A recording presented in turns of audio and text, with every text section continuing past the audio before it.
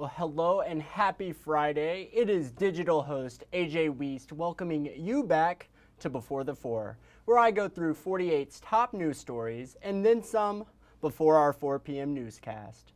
Today is the final day our 4 p.m. show will be exclusively streamed right here on our digital platforms. But wherever you're watching right now, or where you're watching Before the 4 right now, whether it's Facebook, YouTube, or our 48 Now live stream page, don't go anywhere because the 4 will be streamed shortly after Before the 4 ends today. And of course, our 5, 6, and 10 o'clock shows will be aired on TV as usual.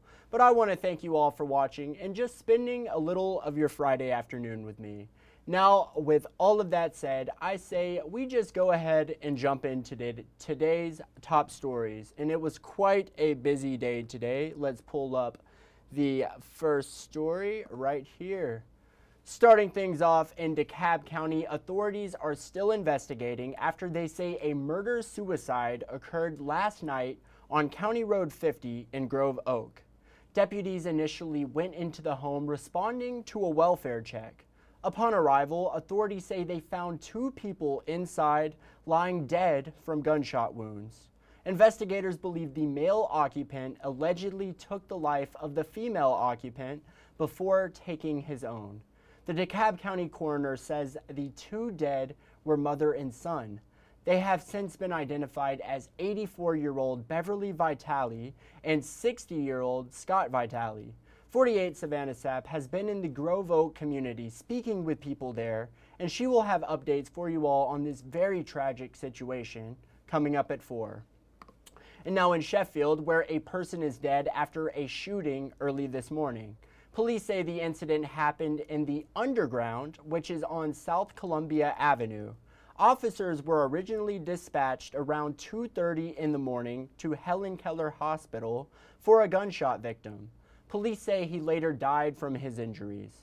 The suspected shooter has been detained for questioning. The suspect was also reportedly injured from the shooting. But stick around for 48's Aria Pons, who's covering this situation, coming up in our evening newscasts. In Huntsville, a capital murder suspect was released from the hospital last night and booked into the Madison County Jail. Chauncey Smith is allegedly involved in the shooting death of Najee Wiggins on Spool Lane in Huntsville on July 20th. Huntsville police also arrested 20-year-old Eliza Harris in connection to the shooting.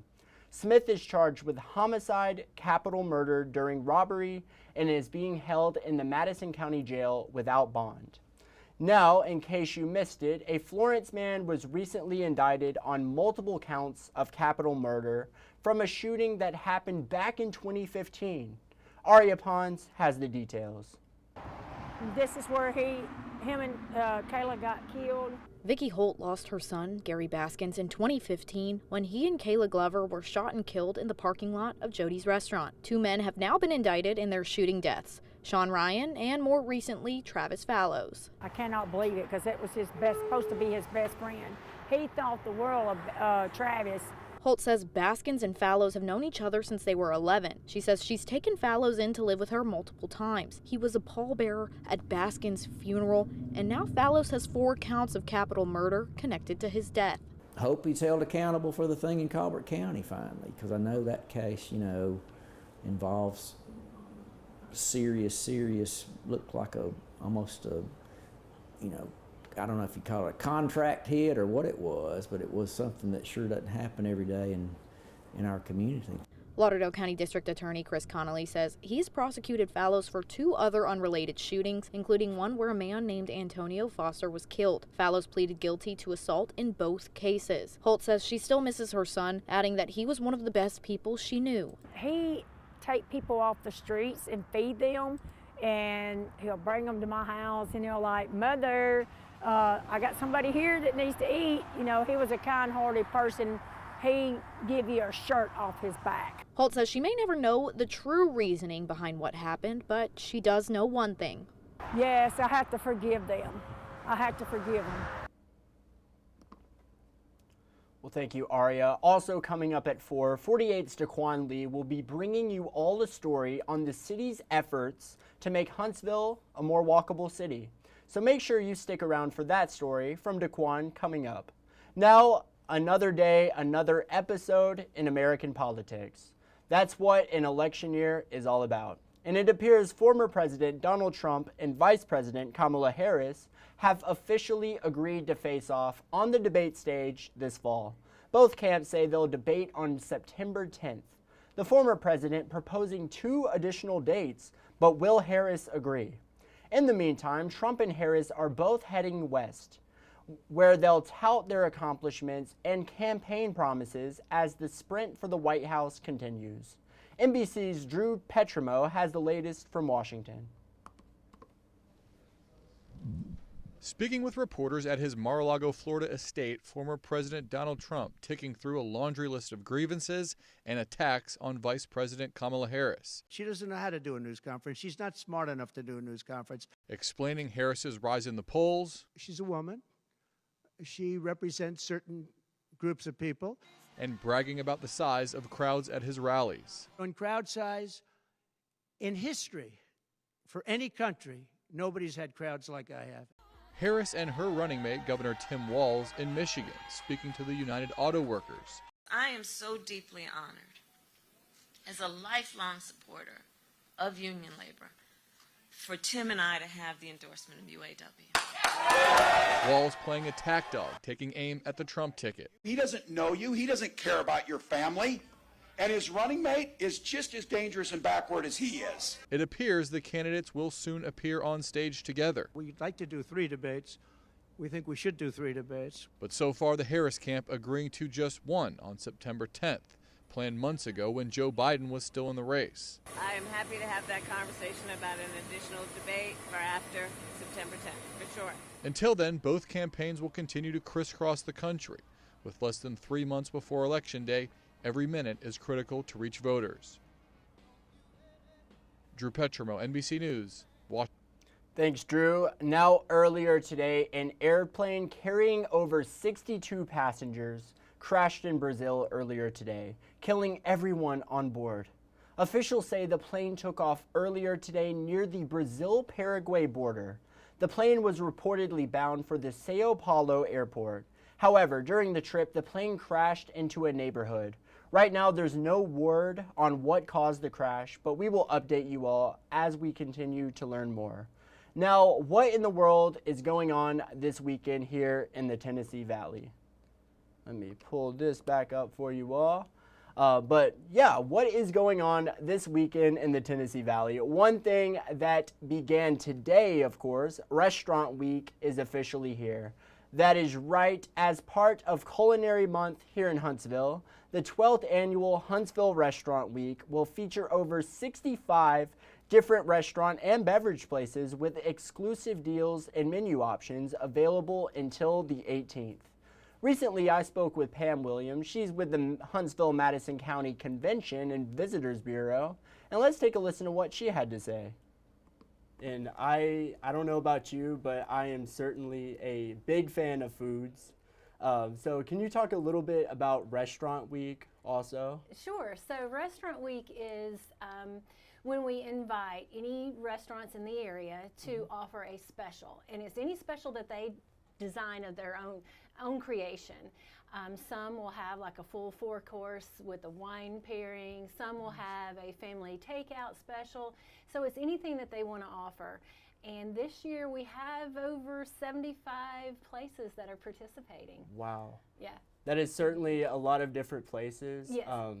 What is the planning process and to get all of those restaurants and different places on board to come together for this week? So I usually start in April, and we start recruiting the participating restaurants in April and May, and then we start planning all of the promotion in May and June.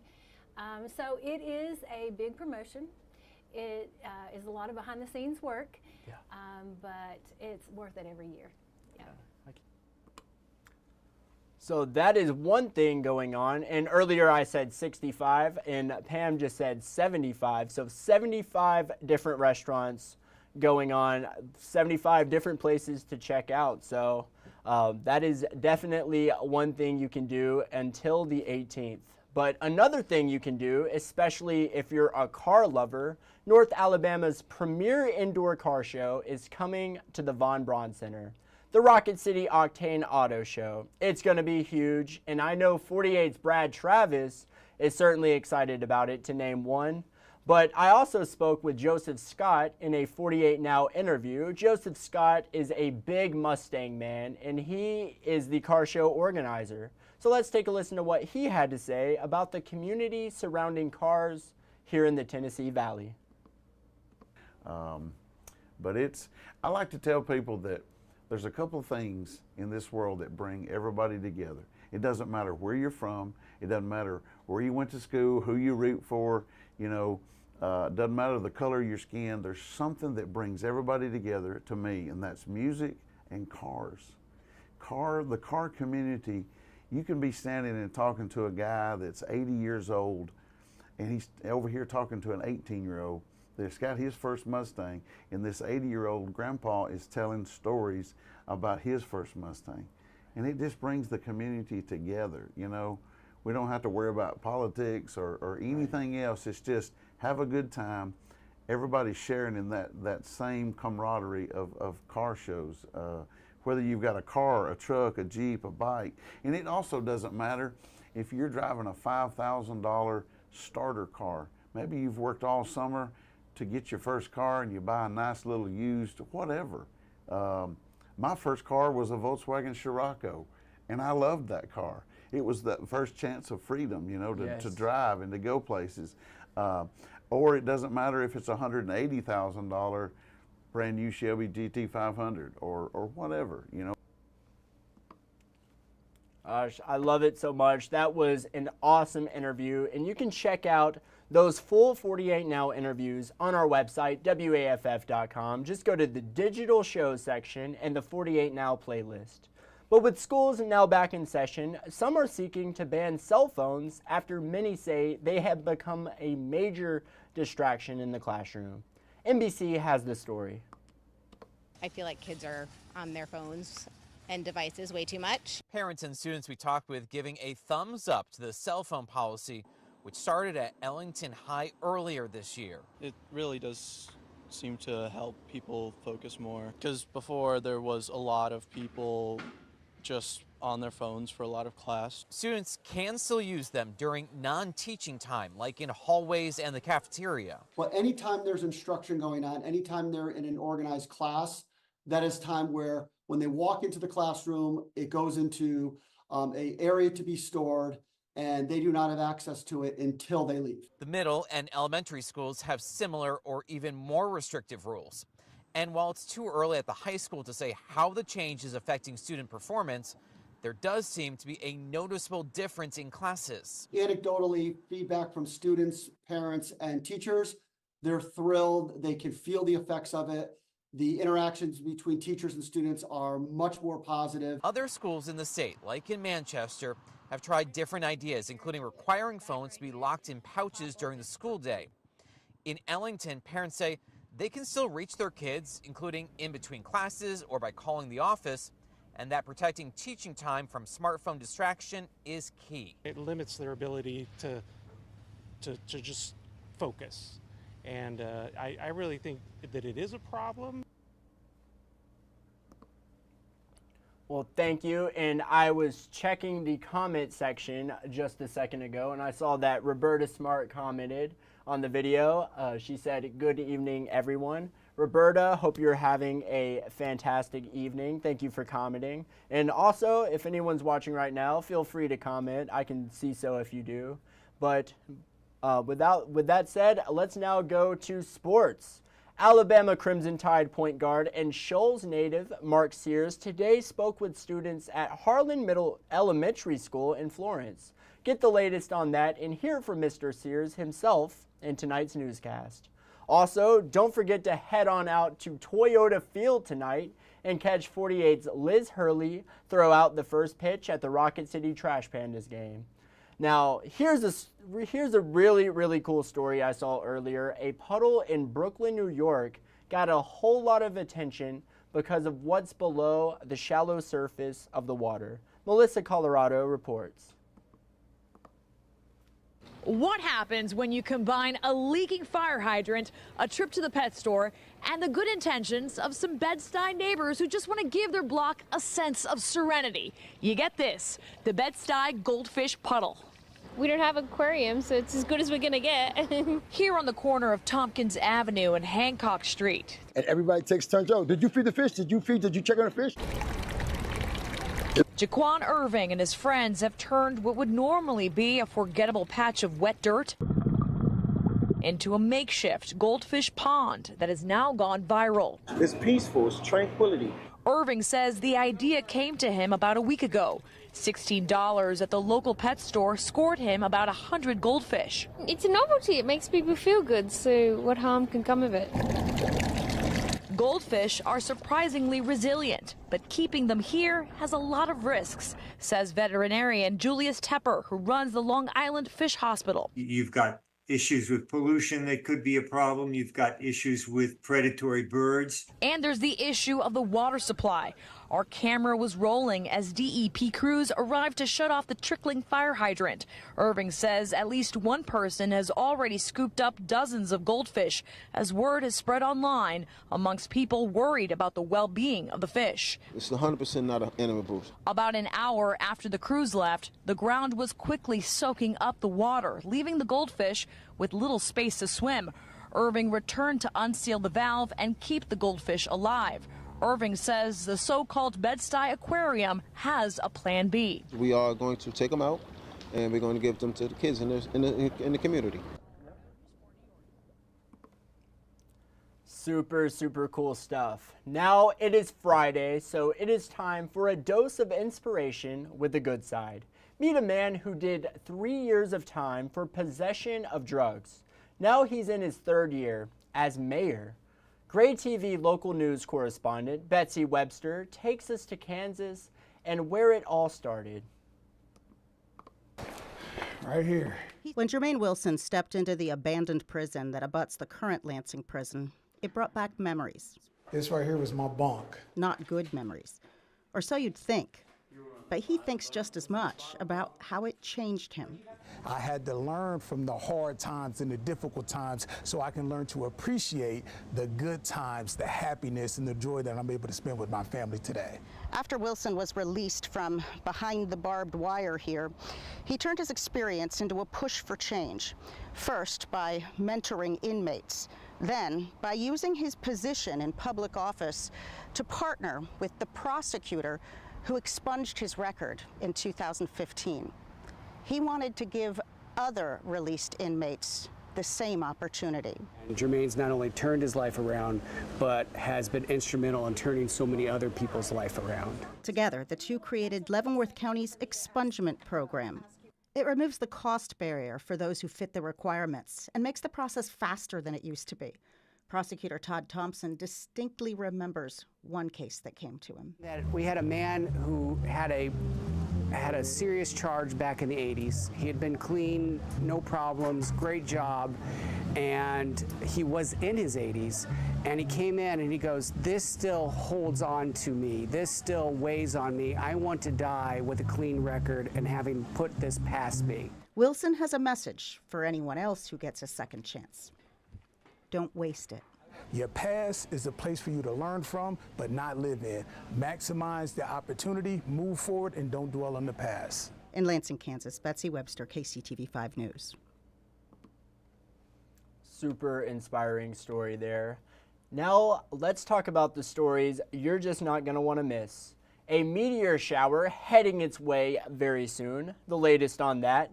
The Decatur mayor currently under fire for use of a public space. Find out what he did in tonight's newscast. And 48's Callie Neach reporting on the Trash Pandas raising money for the Liz Hurley Breast Cancer Foundation and the Huntsville Hospital Foundation.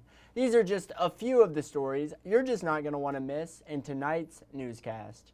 And you're also not going to want to miss the First Alert forecast from 48 First Alert meteorologist Chelsea Aaron. She is in tonight. You want to stay in the know of all things weather, what the weather might do, so you're just not going to want to miss that. Now it is time for Facebook fun.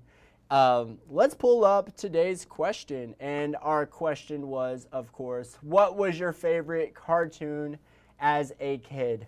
Mine is easy. Mine was hands down SpongeBob SquarePants. It is still my favorite cartoon. I love SpongeBob so much. But let's see what you all had to say. Kitty Smith said Looney Tunes every Saturday morning. Looney Tunes is a great one. I love Looney Tunes as well. Kitty, thank you for commenting. Andrea said Scooby-Doo, and if it isn't, you're lying, LOL. Scooby-Dooby-Doo, yes, absolutely. Scooby-Doo was one of my childhood favorites as well. Let's see, Susan, which if you don't know, that is actually my mom. Mom, if you're watching right now, thank you so much for commenting. Mom said, Bugs Bunny, what's up, Doc? And you know, I was shocked by this comment a little bit because I always grew up, I saw a lot of Garfield stuff. I always thought it was Garfield, but apparently it was Bugs Bunny. Susan, Mom, thank you so much for commenting. And Tabitha said, Gumpy, Popeye the Sailor Man, Casper the Friendly Ghost, everything from Looney Tunes and the Flintstones, Tom and Jerry, and the Underdog. Too many to name. That is certainly a lot. And Tabitha, thank you for commenting. I agree with you. There's just so many amazing cartoons out there, and it really is hard to just choose one. But thank you for commenting. Everyone, thank you for commenting on Facebook Fun. But that is just about all the time we have in today's Before the Four. But of course, I want to thank you all for sticking around with me, spending a little bit of your Friday afternoon with me. If you haven't done so already, make sure you download the 48 Digital app, the 48 First Alert Weather app, and of course the 48 Sports Zone app for any of my sports fans watching right now. Turn on those push notifications and never miss a breaking story. Stick around wherever you're watching right now. We will start up a new live stream as soon as Before the 4 ends today. And that is how you can watch the 4 p.m. show. This is the final day. Our 4 will be a webcast. It will go back to being a broadcast where it'll air on TV starting Monday. But thank you for sticking around. If you can't make the 4, the 5, 6, and 10 will also air on TV as normal. But with all that said, I hope you all have a happy Friday. Enjoy the weekend. Do something fun, but don't be stupid. But that is it for Before the 4 today. I want to, of course, thank you for watching. You all have a great night.